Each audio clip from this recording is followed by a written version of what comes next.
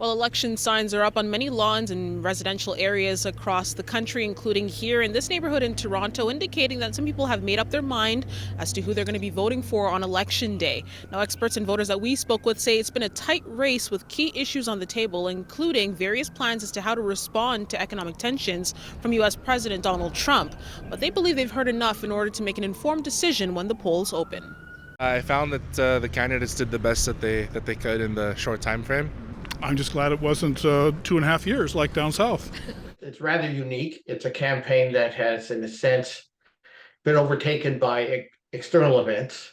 At the start of this race, polls indicated that the Liberals had an edge over the Conservatives. The latest polls still show the Liberals in the lead, but the gap has tightened. Our latest polling, which finished in field on Friday, has us at 43% for the Liberals, 39% for the PC. Wayne Petrozzi, professor emeritus at Toronto Metropolitan University, says he's focused on province-by-province numbers.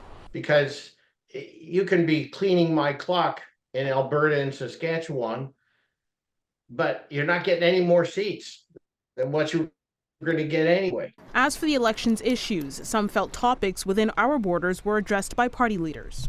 I do think there was a little more effort on less international politics and more sort of home politics. But some also felt key items weren't addressed enough. I feel personally that some items, such as climate change and even housing to a certain extent, have taken a bit of a back seat this election.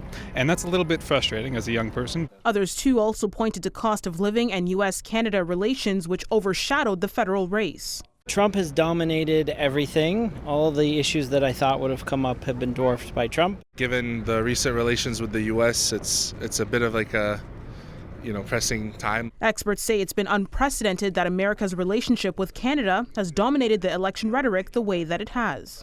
Not just a short-term issue that came up in the spring of 25 and it'll disappear.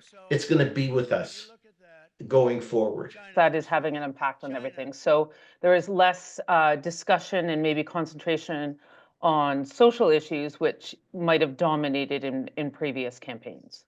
And it's because of these issues that some voters we spoke with say helped them make up their minds already on who they would cast their ballot for. I actually participated in an advanced election on Easter weekend for the first time. According to preliminary data from Elections Canada, approximately 7.3 million people voted over 4 days during the Easter long weekend. That's a 25% jump from the 5.8 million people who voted in advance polls in the 2021 Canada election. The bump in numbers could be an indicator of what happens at the polls tomorrow.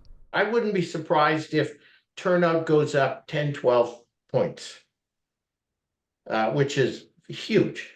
I'm nervous, but I hope everyone does the right thing, whatever that means to them, I suppose. Now, there's some anticipation that there could be long lineups at polling stations in various places across the country, so you want to try and vote as early as you can. But if you're concerned that this will impact your work hours, legally, those who are eligible to cast a vote must have 3 consecutive hours to cast a ballot. In Toronto, Afua Baah, City News.